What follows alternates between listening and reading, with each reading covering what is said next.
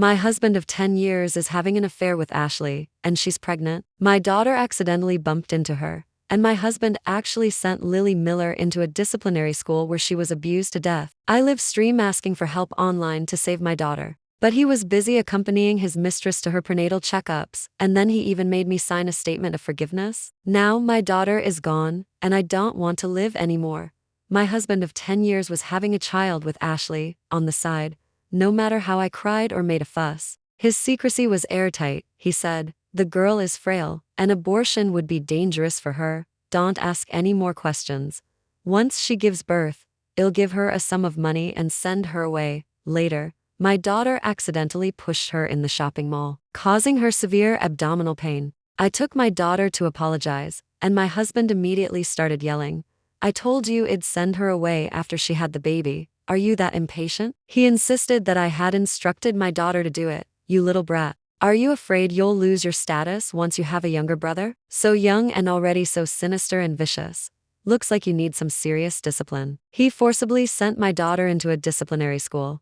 I begged him to let her go. Lily Miller is weak. Something will happen to her. He called me dramatic and forbade me from visiting. When I found my daughter, she was covered in bruises and on her last breath. In desperation, I started a live stream asking for help online, asking netizens for rescue methods. He yelled that I was making a scene and embarrassing him, then cut off the live stream. Later, he sent a statement of forgiveness written by Ashley. Come over and sign this, and then post it online to prove she's not a mistress. I wiped away my tears and said I would, but you'll have to come sign our daughter's death certificate first. Robert Miller called me completely unreasonable. Keep family secrets private implied context. What do you think you're doing live streaming? Besides, it was the child who did something wrong in the first place. I just sent her there for some discipline. Who are you putting on this show for? No sooner had he finished speaking than a soft voice sounded from beside him. Sarah, don't worry. I used to be a kindergarten teacher. I have some experience in educating children. I know what you're worried about. There are cameras 24 hours a day, and medical staff on hand. Nothing will happen. Hearing that voice, I trembled all over. If she hadn't made that damn suggestion to Robert Miller, he wouldn't have been so cruel as to send our daughter away. On the surface, my daughter bumped into her, but I saw everything clearly from the side. My daughter just lightly touched her. She wasn't hurt at all, but she kept screaming about abdominal pain. She even called an ambulance, went to the hospital, and saw many specialists. She grabbed their hands and knelt, pleading for them to save her baby. Please, please, this is the child I finally managed to have. You must help me save him. A pregnant woman crying on the ground. Everyone started blaming me for not raising my daughter properly. My daughter was even scared to tears. In the chaotic scene, my husband arrived. I thought he had rushed there to help us, but instead, he went straight to that woman, asking anxiously, "How are you? Are you okay?" It wasn't until that moment that I realized that woman was Ashley, the girl my husband was keeping. He had told me before that he accidentally got a girl pregnant outside, from a business dinner or social gathering, couldn't get out of it. It was sort of an accident. He told me, the girl is weak, she can't have an abortion. Once she gives birth, I'll give her a sum of money and send her away. You don't need to worry about it. You're still the proper Mrs. Miller, Robert's mother. He said this as if it settled everything. No matter how I cried or made a fuss, he never revealed a single word. His secrecy was airtight. Heartbroken and desperate, I took my daughter out for a walk. Accidentally, my daughter stumbled and bumped into a pregnant woman. I wanted to help her, but she was the first to cry out. Why did you push me? I didn't do anything to offend you. Why are you so cruel? You can't even tolerate my child? I was stunned on the spot, not understanding why she was making such a scene for no reason. It wasn't until now that I understood. She had dug a pit and was waiting for me to jump in. I wanted to explain, but Robert Miller didn't give me the chance. He immediately started yelling that I was narrow-minded. How can you not even tolerate a young girl? Do you know she's carrying my child? You are Mrs. Miller, Robert's mother.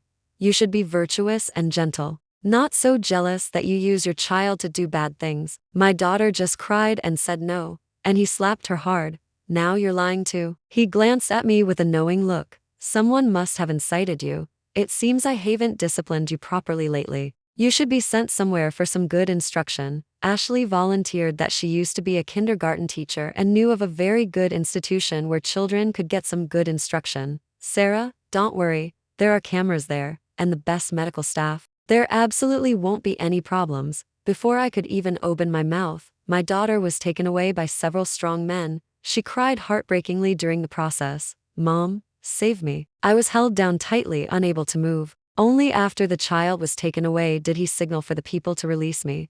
He told me the child was in a safe place and not to worry. She would be back in a few days. How could I, a mother, not worry when I couldn't see my child? I inquired everywhere, but found nothing. There was nothing I could do. So I had to beg Robert Miller. That day I found out he was in an upscale neighborhood or exclusive community. Only then did I realize he had bought a luxury mansion worth millions there for Ashley. Half a year ago, the security guard at the entrance told me he had been coming almost every day for the past few months. They were intimate. He would walk with her, holding hands and shopping like many young couples. When their feelings were intense, he couldn't help but kiss her. Listening to these little details, my heart ached. I felt even more strongly that what he had told me about just letting her have the baby and then sending her away was a complete joke. I held my breath and rushed in recklessly. When I pushed open the door, I saw him gently stroking her belly and telling stories. How ironic, it was his child too.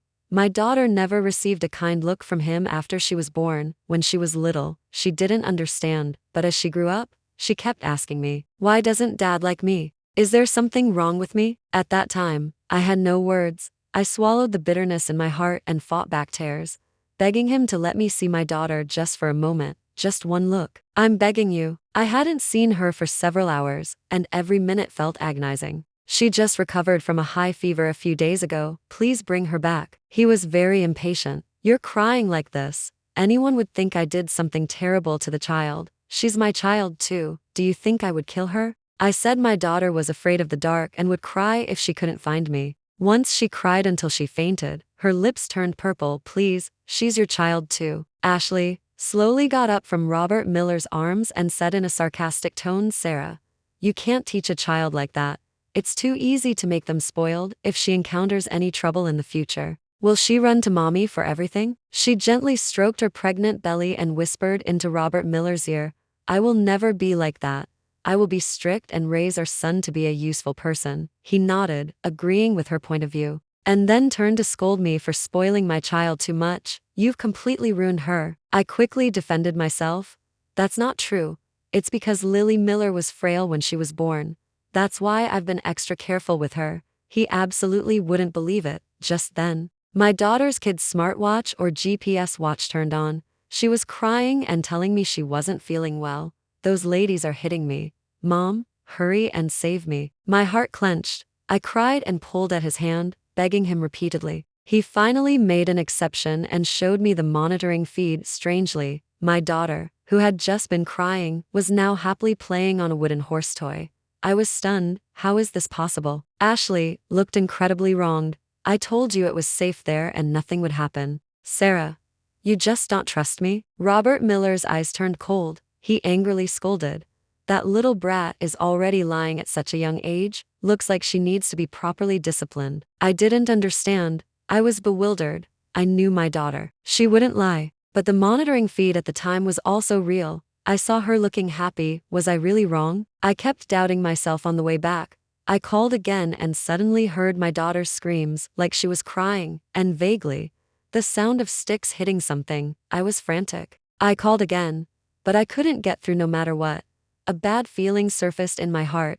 I paid a fortune to have someone track the location based on the last call from the kid's smartwatch or GPS watch. I drove there immediately. When I arrived at the location, I was completely stunned. Was this the well-conditioned school Ashley talked about? It was completely an abandoned factory. There was no one inside, completely different from what I saw on the screen. It was so dilapidated it didn't even have a single window. But I couldn't worry about that now. Finding my daughter was the most important thing. Lily Miller. Lily Miller.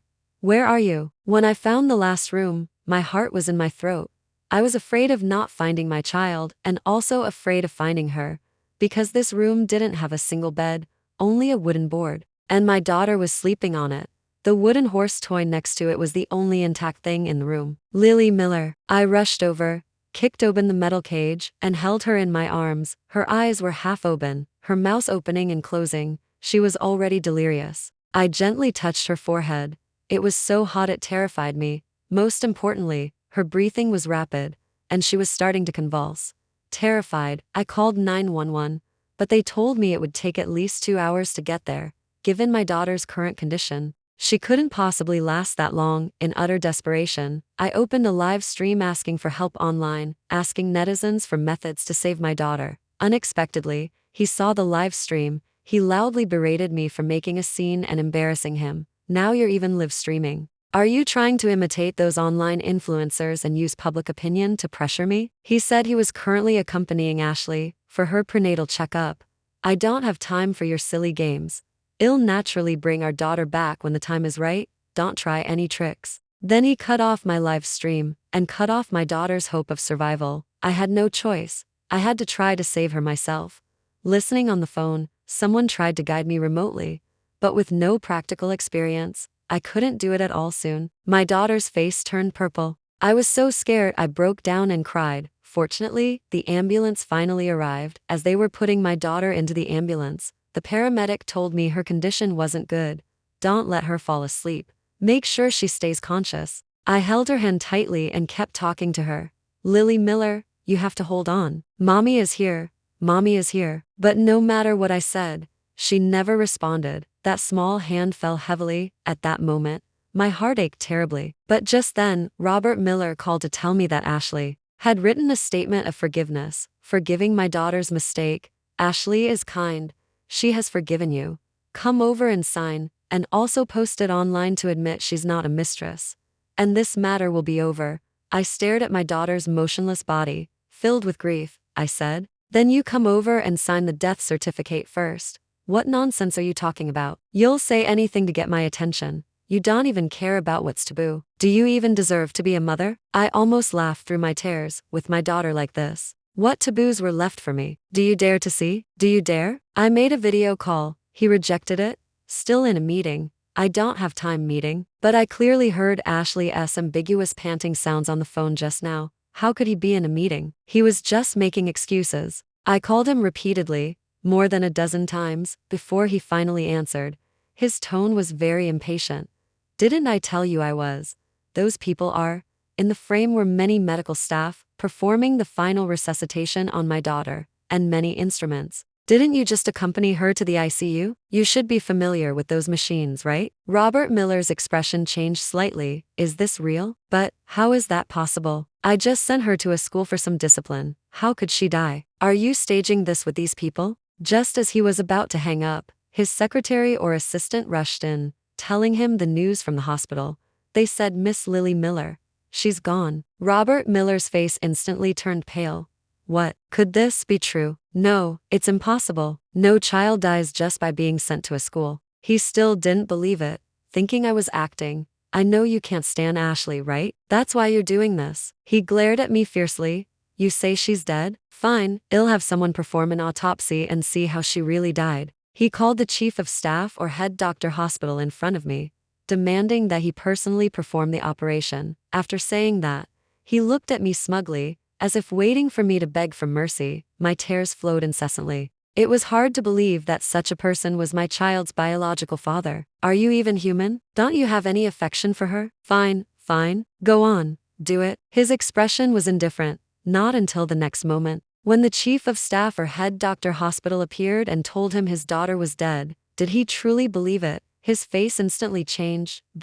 How can this be? How could she die? Chief of staff or head doctor hospital, are you joking with me? The chief of staff or head doctor hospital shook his head and told him a cruel truth. The child did not pass peacefully. What? I took a quick look just now. The child is covered in wounds. The chief of staff or head doctor hospital sent him the autopsy report. Under her clothes were crisscrossing scars. There were signs of repeated burns.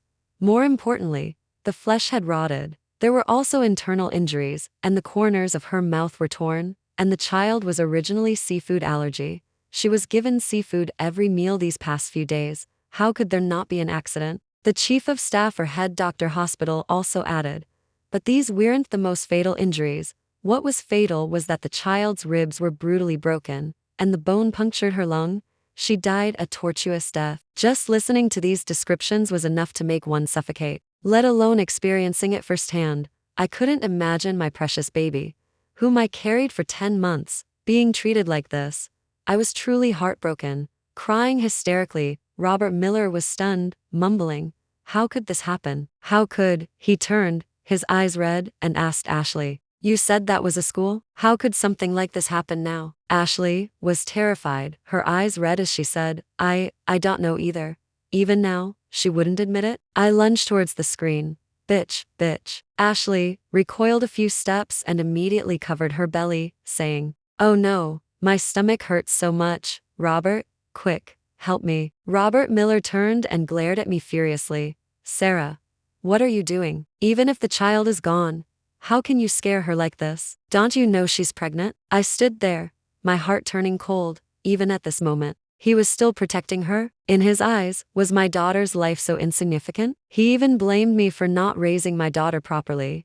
If she hadn't been greedy, would she have had a seafood allergy reaction? Don't you, as a mother, bear any responsibility? I knew he didn't like me and resented the fact that I was marrying because of pregnancy years ago.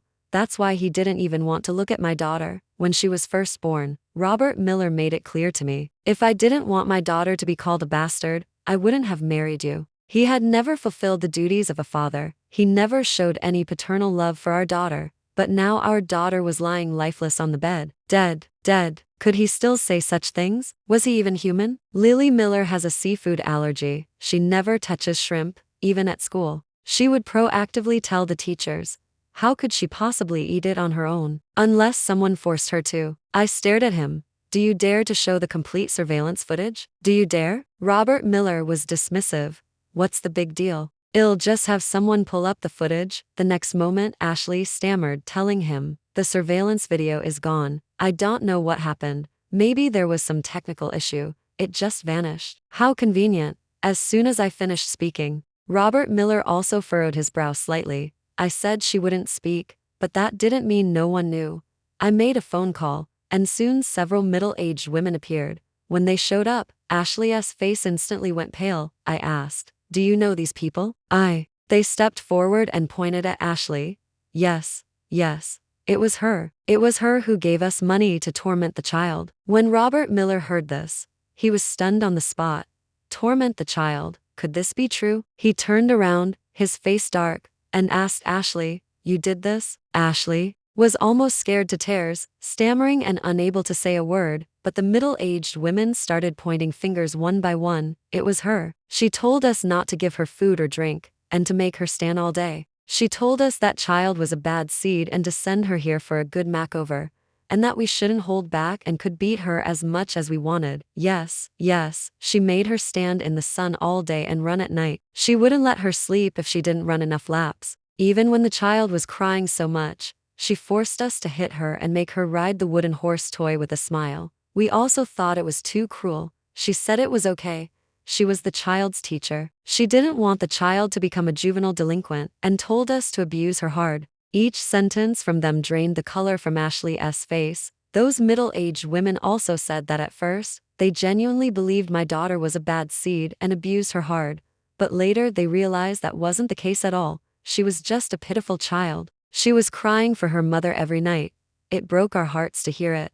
They felt it was too cruel and were afraid of things escalating and implicating them. But Ashley told them, "Don't worry, I already have a statement of forgiveness from the family. Even if she dies from the beating, it doesn't matter." To convince them, Ashley actually showed them the statement of forgiveness. It was the very same one Robert Miller had wanted me to sign back then. At first, I didn't understand why Ashley would be so kind as to stop. It turned out she already knew my daughter wasn't going to make it. But the resuscitation doctor told me, although the injuries were severe, if she had been brought in earlier, there was still a possibility of saving her. I wept bitterly. It was her. She killed my daughter. Robert Miller stared at her in disbelief, his eyes filled with rage. Was it really you? He grabbed her by the neck forcefully. You did this? You killed my daughter? No, it wasn't me, she cried. I used to be a kindergarten teacher. I just asked my colleagues to do it. I didn't know they would do this. I'm truly innocent. With one sentence, she completely absolved herself. She even cried, saying she didn't know why those middle-aged women were wrongly accusing her. I'm perfectly fine. As long as I give birth to this child, I can get a lot of money. Why would I kill that child? What good would it do me? She said tearfully. I laughed. Why? You still don't know? Of course, it was to ensure that the child she gave birth to was the sole heir. After all, you only have this one chance to produce a child. Robert Miller's expression already showed a hint of realization. He stared at her with chilling eyes. Initially, I didn't understand why she would target my daughter like this. She was pregnant herself and likely with a boy. Later, I received an anonymous message from a doctor who had participated in Ashley's rescue. He told me Ashley had paid him to fake the report. I really didn't want to violate medical ethics. I want to be honest with you, actually, I also told Mr. Miller, but he wouldn't believe me, so he chose me instead. He told me that Ashley was indeed in danger at the time, but the danger didn't come from my daughter's bump. It's because she herself had a difficult pregnancy, based on my experience. She must have taken a large amount of fertility drugs or medication before getting pregnant. Robert Miller's face changed after hearing this. Fertility drugs, medication. He stared intently at Ashley. That day you told me it was the first time you met me. I found it extremely amusing. He would actually naively believe what a girl said at a business dinner or social gathering. I told him, your meeting that time was completely planned by her. What drunk? What accident? She had targeted Robert Miller as her prey long before that. The reason she got pregnant so easily that time was because she had taken fertility drugs or medication beforehand. But that kind of medication has strong side effects. After getting pregnant, the pregnancy wasn't stable, and she would experience threatened miscarriage. The abdominal pain she felt that day was a symptom. It had nothing to do with my daughter at all. Learning the truth, Robert Miller's expression collapsed. He turned around and slapped Ashley hard. I was so good to you, and you killed my daughter. Bitch, bitch. He kicked her hard and couldn't help but roar. Ashley was so scared she curled up in a corner, shielding her belly with her hands. She turned to look at the camera, her eyes red, glaring at me. You want to know why? Then I'll tell you. I just wanted to succeed. You were able to become Mrs. Miller by marrying because of pregnancy, so why couldn't I? All I did was try to secure a future for my child. What did I do wrong? She shouted and screamed, angrily venting her unwillingness and grievances. I thought, not only her, but Robert Miller must have seen me that way too. Because of that, he always looked down on me. Although we were married, he never let me attend important events, acting as if I didn't exist. I also became the joke of the circle, called the most insignificant wealthy wife. Originally, I didn't want to say these things, but now that my daughter is dead, I have no reservations. Do you know why I insisted on having this child even when you didn't want her? Do you know why I never wanted a divorce despite being constantly humiliated by you? Why didn't I want to leave even when I was covered in bruises? I wasn't doing it for the money, or for the title of Mrs. Miller. It was for a promise. I slowly looked up at the man I had loved for 10 years. I cried and said, oh right. You don't remember. Robert Miller's breathing hitched. You, what do you mean? I told him that he used to love skydiving. We met and fell in love at a skydiving competition abroad. But during one skydiving jump, he was severely injured. Even now, he still has a scar on the back of his head. How did you know? Yes, that was his secret. No one knew, except for me, because I was the one who jumped with you that year. We checked all the equipment at the time and thought it was foolproof, but we ran into a storm, and his parachute malfunctioned. After the fall, I immediately led a search party. Fortunately, he was found alive, but he couldn't remember me anymore. I will never forget the moment I saw him again, when he looked at me with cold, wary eyes and said, who are you? At that moment, I felt like I was plunged into an ice cellar. I thought it was just temporary. But no matter what methods we used, it was useless. It was as if he had completely lost that memory. Everyone advised me to give up, that the Robert Miller who once loved me was gone, without his memory. He's no longer the person he used to be. I understood that, but I wasn't willing to give up. How could the person who loved me so much just stop loving me? I said I wanted to try. I asked the people around him, got his new contact information, and tried hard to get close to him. Just like he pursued me back then, people around me couldn't stand it, calling me brainless. Who chases someone like that? Exactly. It's so undignified. Do you know what people around here are saying about you? Rumors spread like wildfire. How could I not know? The tabloids mocked me for being clingy. Even Robert Miller privately called me the ultimate simp, always available at his beck and call. Actually, at that point, I considered giving up.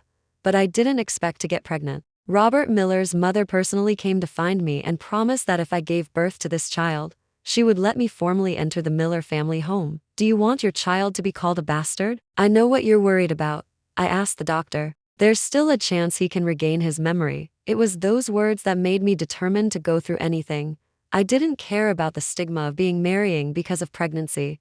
I wanted to be with him. I thought we had so many wonderful experiences together. Surely he would remember someday. He still loved skydiving. Surely one day he would remember the girl who flew with him, and remember the promises he made to me on those nights. I just kept waiting. We used to. Robert Miller's eyes glistened with tears. He had been receiving medical treatment or therapy for memory for his headaches recently, so the doctor must have told him about losing his memory. I thought I would see hope. But what I waited for was for him to have a child with another woman outside, he said. I really like that girl. Don't get any crazy ideas, he said. She's pregnant. I've never been this happy, he said. The girl isn't feeling well. I'll go keep her company. Don't overthink it. He didn't say anything, but he said everything. That kind of favoritism couldn't be hidden. I lost confidence for a time and wavered in my desire to leave, but there was always a voice in my heart. Just wait a little longer. Just wait and see. Now my daughter is gone, and my heart has gone with her. I held my daughter and gently kissed her forehead. It's Mom's fault for bringing you into this world to suffer. Will you forgive Mom? Lily Miller, sleep well. There will be no more pain from now on. As I spoke, my tears flowed uncontrollably. Lily Miller. Robert Miller rushed over, gasping, and stopped abruptly in front of us. He had only seen her on video before, but seeing his daughter dead in person, he couldn't hold it together. He lost control. How could this happen? How could Lily Miller be dead? Is she just sleeping? I know. You're lying to me, aren't you? He shook his head frantically, refusing to believe it. Tell me. You're lying to me, aren't you? I threw a death certificate at him when he saw the bold letters on it. Tears instantly welled up. He knelt on the ground, crying with regret. Lily Miller. He reached out to hug the child, but I refused. I said, she doesn't want to see you. He bit his lip tightly, his mouth trembling, wanting to ask but not daring to. I told him that according to the records on her kid's smartwatch or GPS watch, she had called him many times before she died, crying and saying she knew she was wrong, begging Dad to let her go. The first time, he hung up, saying, if you did something wrong, you should be punished. The second time, Ashley answered, saying sweetly, oh dear, your daddy isn't talking to you. The third time Ashley told her, how can you still not understand? Your daddy actually wants you to die. She called repeatedly, only to be met with disappointment each time. Before she died, she held on with her last breath and cried, asking me, why does daddy hate me so much that he wants me to die? I couldn't answer. I took my daughter away. Before leaving, I dressed her in her favorite princess dress. She had picked it out herself at the shopping mall that day, saying it was for her 10th birthday. Dad said he would come celebrate with me that day. Hell come, right? She asked me cautiously. I didn't dare tell her that he had just said it casually. But even that answer made her so excited she couldn't sleep. She kept asking me repeatedly, does daddy like me now? Unable to meet her hopeful gaze, I just gently nodded. It wasn't until now that I completely understood that my obsession was too deep, believing he would remember me. And that's what killed my daughter. I should have realized long ago that the Robert Miller of the past was already gone. Even if the body was identical, he wasn't the same person anymore. After cremating my daughter, I did the scattering ashes at sea.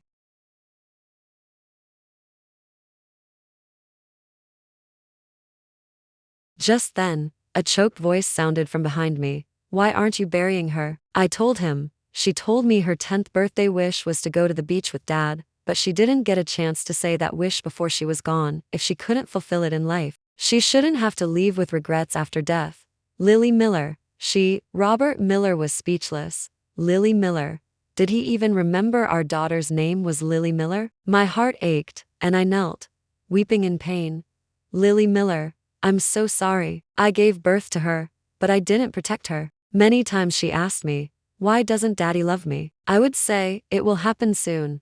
Daddy loves us. He just forgot. She would blink her eyes and ask innocently, can you even forget love? Now I was giving the same words back to him. Robert Miller's face showed undeniable pain. I gave him a small cat plush toy. I told him it was the gift my daughter had picked out for him. Even though it's my birthday, I also want to give Daddy a gift. She picked it up and put it down repeatedly, asking me over and over, "Will Daddy like it?" Now I placed the plush toy in his hand. This gift, carrying my daughter's love, was something she couldn't give him. "I'm giving it to you on her behalf." Robert Miller looked down at the plush toy, his eyes instantly turning red. He held it tightly and accidentally pressed the toy's belly. Suddenly, my daughter's voice sounded from inside. "Daddy, I love you. Can you please love me a little too?" Hearing those words, he broke down and cried, "Lily Miller, will you come back? Daddy loves you. Daddy will make up for the past 10 years of love." I watched coldly from the side. How happy my daughter would have been if she could see this. But it was all too late. Chapter 10. He confessed to me that he had looked into what happened between us in the past, even though he knew he had lost his memory before. He didn't want to look into it, because whenever he tried to remember, it would trigger his brain nerves and give him excruciating headaches. Only taking a large amount of painkillers could provide some relief. Every single time was like this. He asked his mother if he had forgotten someone important. His mother said, "It's nothing, just some shady friends you met abroad. It's fine if you forgot." I laughed, tears streaming down my face. I knew why. When Mrs. Miller Roberts' mother came to find me that year, she thought I could give birth to a son, which was why she strongly persuaded me to come back and single-handedly orchestrated our marriage. She just didn't expect me to give birth to a daughter later. She was very disappointed. Later, she started condoning Robert Miller having other women outside. Ashley, the girl from the university, was someone she had approved of. Otherwise, Robert Miller wouldn't have spent a fortune buying her a mansion outside. I thought this was a second chance given to me by fate, but it was just one part of Mrs. Miller Roberts' mother's plan to get a grandson. How could this be? He told me not to be sad, that he was undergoing the latest medical treatment or therapy for memory. I've already remembered some parts. He knew about our past, knew we loved skydiving together, flying in the blue sky. I'll remember. To show his confidence, he told me, "I've already cut off some of the pain nerves, so I won't be afraid anymore. Wait for me. Just give me a little more time." I said there was no need. "Even if you remember, you're not the person you used to be." The man I loved back then said he would be with me forever and never leave me. Just like when we were skydiving, we were teammates. We would never betray each other. But now, reality had dealt me a crushing blow. "No, don't do this." I broke up with her. He told me that only now did he see through that woman's schemes. Before the business dinner or social gathering, Ashley had manipulated things to get close to him, taken a lot of fertility drugs or medication in advance, and then waited to be marrying because of pregnancy. I was also set up. What was the point of saying all this now? It meant nothing to me anymore. I handed him a divorce agreement. "Didn't you always want me to sign? This time you don't need to threaten me with our daughter." I gave it to him directly. He shook his head, sobbing, and begged me, "Don't do this." I had amnesia then. I didn't know. Now I've found my old self again. "Why don't you want me anymore?" Suddenly, I coughed and vomited a mouthful of blood. He was terrified and quickly came forward to support me. "What's wrong?" I said I hadn't been well for a long time. The doctor hadn't recommended I have a daughter back then, but I felt it was in continuation of our love, so I risked my life to give birth to her. I had always hoped that when he finally remembered, everything would be worth it, but I was wrong. Robert Miller pleaded with me, "Hold on." He rushed me to the hospital. The doctor said I was exhausted and chronically depressed. Now that my child was gone, my emotional pillar had collapsed. She might not last much longer. Later, I fell asleep. I didn't hear him, but vaguely. I heard Robert Miller rushing into the hallway and crying loudly. For the next few days, he stayed by my side, holding my hand and talking. He said he had remembered many fragments. "The first time I met you, you were my coach. You said my skydiving posture was ugly. I wasn't good at it. Teach me when you wake up, okay?" That day I shouldn't have gone ahead rashly. You said something would happen. I shouldn't have been so disobedient. "Wake up, please. From now on, I'll listen to everything you say.